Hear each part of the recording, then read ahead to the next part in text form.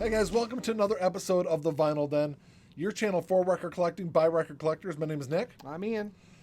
And this week we're going to be talking about something, it's at least music related. It's just music in a different form. We're going to be talking we're talking about CDs. Something that I haven't kind of got it. I just kind of recently got back into after a decade or so of kind of listening primarily to streaming music. Right. But Streaming or vinyl, of course. yes. So we're going to be talking about whether or not there's a coming CD revival. So this is like really interesting physical connection I think that we have to physical music, whether it's CDs or vinyl, that I think a lot of times I guess digital music off of a streaming service or MP3s on your computer, I guess to me, It's more of a disconnect. it feels like more disposable Right. music. Yeah, I've never really had that feeling necessarily with CDs, but I obviously have it with vinyl. More of a connection to Yeah, the and music. I don't know if that's just because of that, growing up, that's all there was vinyl to start. Mm-hmm. But I never really felt the same way about CDs. Yeah. I can see why people do, because it's essentially the same thing, just a different format, but I've never really felt that way about CDs. Yeah. It's, I guess, kind of going back. I mean, to give some kind of like background, I was never a big like fan of CDs. I didn't buy my first CD until 1996. I was a junior in high school, and I didn't buy my first dedicated like CD player until last week or 2 weeks ago. Yeah. I mean, I had a system, like a surround sound system that I used to listen to CDs through. Or But I not listen, a player. yeah, but not like a dedicated CD system, like CD player. So I don't know. I was just growing up. I listened to cassettes. I listened to vinyl. I listened to vinyl all the way. Really, even after I started buying CDs in '96. Yeah. I mean, I listened to vinyl until I moved out of my parents' house in '99. Yeah. I held on to the cassette side of things until, I don't know, probably 96 when I got a CD player in my car. Yeah. But, because I'd still had to have cassette tapes for the car. Mm-hmm. But even then, the CDs were just, that's all there was. I mean, for the most part, yeah, new stuff would come out on vinyl, but you couldn't find it in our stores. No. They would have the CDs, and that was it. So, by the, late 90s, pretty much Best Buy was the place to go for CDs, Yes. and they didn't carry vinyl No. there. So they do a little bit now, but not enough. But they don't really carry music, so that's all right. Yeah. I like I said, so I listened to CDs from 96 until, so in 2008, I sold my house and my wife and I moved to Tennessee. And during that move process, I took all of the CDs I had, digitized them all, and then I put them all at the curb in the trash. Mm. Which, in hindsight, was a very stupid move, because now I've kind of gone back and rebought a lot of the ones. And there's a couple of CDs that I probably will never be able to find again. Right. And I know there's one CD in particular, there's a Misfits CD that I loved the version of those songs. And it was kind of like it wasn't a bootleg, but it wasn't like collection or anything like that, or any of the compilation albums that they put together. It was kind of like its own thing, and I found it online recently, but I want to say it was $50. Right. A little bit more than I want to pay for a CD that, I'm not going to listen to a whole lot. I primarily listen to CDs in my car. Right. I do have a system, but when I'm down here in my basement or my office, I generally listen to vinyl. Right. Yeah, I as far as that goes, I'll buy CDs if they're collectible sets for bands that I like. But I'm not really going out of my way to buy CDs for anything else. Unless, the off chance I can't get it on a streaming service to listen to in my car, I don't really have any interest in doing so. Vinyl's enough for me as far as physical media goes. That being said, there are some CD sets that, same thing. I moved around a lot and I sold mine, so I at least took a little bit more concern over the planet. Yeah. And didn't put it all in the landfill. Well, But I put it on the side of the road. Maybe somebody came by and picked it up. Right. Who knows? Because it was obvious what they were. Okay. So maybe 'Cause, well, I didn't stick them in a contribute. trash bag or anything. They were like out in an open box. So maybe you didn't contribute to the death of the planet, but that's neither here nor there. So I sold, but there's a few that I would like to re-get or rebuy Yeah. now. Specifically, really just one big set. And it's we actually talked about it in our last episode, or one of our last episodes of Life in General. Alice Cooper's box set, Life and Crimes of Alice Cooper. Mm-hmm. And really, there's some songs on there that you can't find anywhere else, but there's one particular song. It's Levity Ball. It's on their very first album, Pretty's For You. The only version that's on the studio album of all CD, vinyl, is a live version. Okay. The only studio version that exists is on that box set. And how much is that box set? I last time I looked, it wasn't too bad. I think it was like $60. Oh, that's not too bad. But I haven't looked in a long time. And that's all of his CDs, or No, it's basically like a box set greatest hits type thing. Oh, But it's got a lot okay. of unreleased material in Gotcha. it too. Okay. So, Okay. That's interesting. yeah, I haven't mean, in seen fact, I'd say a good chunk of it is unreleased stuff and demos and Okay. stuff.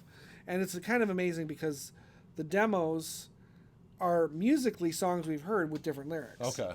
So like Muscle of Love, the music for Muscle of Love is a different song. Okay. So it's kind of cool. That's But, cool. That'd yeah, be kind of cool to check It's out. something that I had it and I liked it, but again, you move, you Yeah. you digitize this stuff.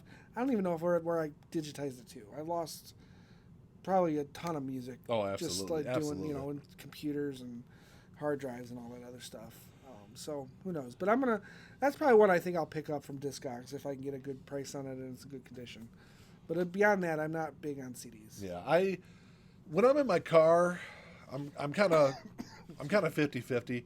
Depends on where I'm going. If I'm going around the corner, if I'm going to go to the grocery store, pick up something, I'll just stream whatever. Right. But if I'm going to work or if I'm going to be in my car for more than half hour, 45 minutes, I'll put on a CD and kind of listen to whatever. I'm kind of selective about my CDs. Obviously, my CD collection is never going to be like my vinyl Right. collection. I've got 60 or 70 CDs. I want to say there's 40 or 50 more I might pick up. And I'm only picking up stuff that I know I'm going to listen to. It's not like back in the day when I would just go to the store and, I like this one song, I'll buy the CD. Right. It's not going to be like that. I'm never going to casually listen to an album like that. I'm only looking for stuff that I know I'm gonna listen to. And to be fair, now that I think about it, I might do something like that with certain bands like Counting Crows or Alice Cooper, Jethro Tull. Yeah. I might buy their CDs just to have them as a collectible issue. Yeah. To kind of as a companion piece to my vinyl. But that would be about it. Yeah. There wouldn't be many other bands that would do that. It's never going to get to a point where I'm not going to have Apple Music or I'm not going to have Spotify right. or something like that. Yeah. I'll always have some kind of streaming music service. But I know, you know what? Artists aren't making shit off that though. No. And that's, I know that, so the band MXPX, they're obviously not a huge band. And I think we might have recently talked, I don't remember if we talked about that on the Vinyl Den or if it was on Life in General. But recently their lead singer Mike Herrera posted a picture on his Instagram. And it was, now granted it was from Amazon Music, so it wasn't from Apple Music and it wasn't Right. from Spotify. Which Amazon Music doesn't have the same listenership. It's probably third as far as streaming services though. I don't like them because they don't. Even if you pay for the service, they don't have everything they advertise. Sometimes you have Yes. to buy it, Yes. even though it's not like Spotify or Apple where you pay for the service, songs are available. And I don't think the artists are getting anything extra because you're buying that No. song from Amazon. So. But so his cut of the month for Amazon Music was a whopping 9 cents. So I mean, artists for the most part are not getting rich off of. No. So that's why another reason it's a smaller piece in why I buy physical music. Right. The bigger piece is I love having the tangible package, the artwork, the smell of the vinyl and things like that. Well, you're getting And it's everything that the artist is offering. Yes. We've talked about it many times about the effort that was put into album covers and things of that nature. You're getting a whole package. Yeah. On streaming, it's just you might as well be listening to the radio. The only difference is it's a little bit Yes, more exactly. controlled. I like the convenience in my car because I don't want to be searching through CDs. I can get very chaotic with, I'm listening to one thing and I want to listen to something else. And I think that's kind of the thing I enjoy about CDs is when and like what I said, I'm generally not going to listen to a CD unless I'm going to be in my car for 30 minutes or more. But I love putting on a CD and kind of just kicking back and listening to how the artist wanted you to listen to their music. Well, that's what vinyl's for me. Yeah, but I can't listen to a record in my car. No, I know, but when I'm in my car, it's really just get me from point A to point B. Yeah, there's also the added sound value of a CD. Yeah, which you've talked about, and I don't know. There are some songs on Spotify that don't sound quite as good as others, but it's definitely not the majority for me. They all sound okay to me in my car. I don't know if it's just my levels are adjusted differently or what, but there are some that sound hollow, like I think you're about to say. But a lot of them don't sound that bad to me. I know from people that I've watched videos from or read articles, that they've written, people that know a lot more about the music production side of it. Obviously, they know more about music production than anyone else out there. Right. They're the ones that say, look, if you're recording an album, when you put it on vinyl, you're retaining 98% of the true music sound. Right. When you put that on CD, you retain 90 to 93 or 94% of that sound. When it's compressed in an MP3 and you stream it, you're getting about 85% of that sound. Right. So that just and in some cases, I can definitely hear that. And so definitely. Oh, absolutely, absolutely. So I guess when I'm in my car, I'm looking for the best sound quality. So I guess that's another thing that leads me towards having the CD. Right. But, I don't know. Like I said, my stereo system is nothing special. But I hope to actually enhance my home stereo system at some point or another. And at that point, it's all, as far as quality goes, it's always going to be the vinyl for me anyway. When I'm at home, 9 times out of 10, I'm listening to vinyl. Right. I don't know. It's the only thing I can add to that is I don't have any issue with a vinyl or a CD resurgence at all, because it either applies or doesn't apply to me. Because I still will buy certain CDs, like I said, Tull stuff. Yeah. Especially special collector's editions that Tull's been doing and other bands have been doing. But I have to admit, though, that for a long time, my perception of CDs were kind of the reverse of what happened to vinyl. Vinyl kind of had to die in order for CDs to thrive. Yeah. And I kind of felt in the reverse that vinyl could only truly come back strong if CDs died. Yeah. And it looked like they were for a long time. Yeah. So vinyl production, I think, is still higher than CD production. Yeah. So in 2019, I got my notes written here that I'm looking at if you're wondering what I'm doing. Mm-hmm. In 2019, vinyl sales eclipsed CD sales for the first time since 1986. Yeah.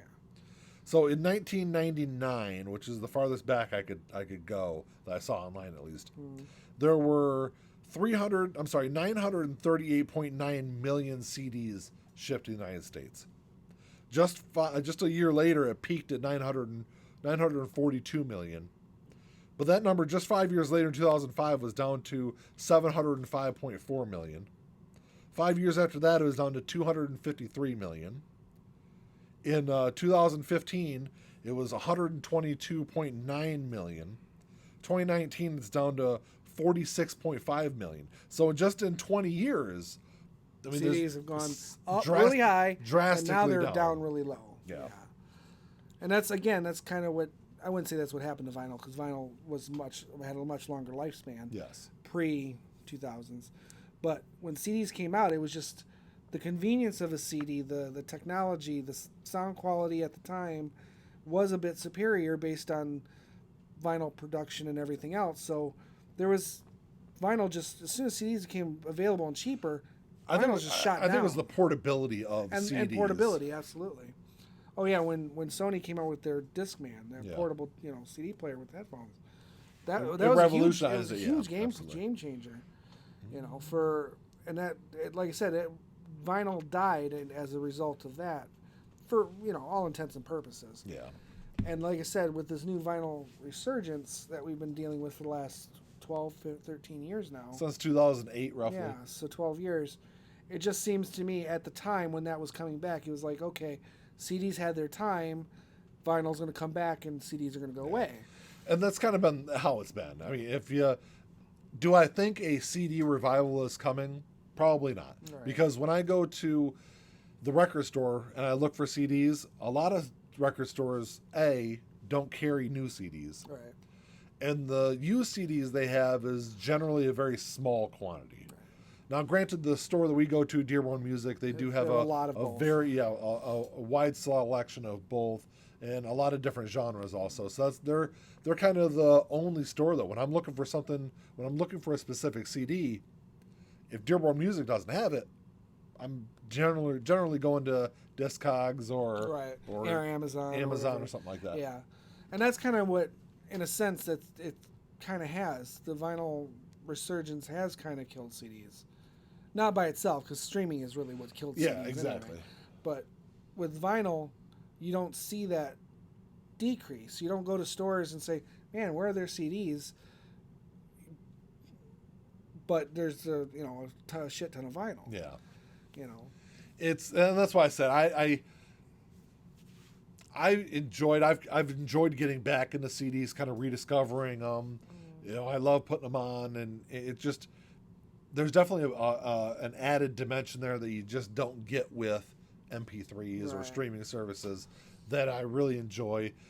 I don't see them making this huge resurgence, though. I don't see them ever, at least in the near future, eclipsing record sales, really. Never again, no. I wouldn't say never again, but... because I think vinyl's here to stay, at least for the near future, foreseeable future, really.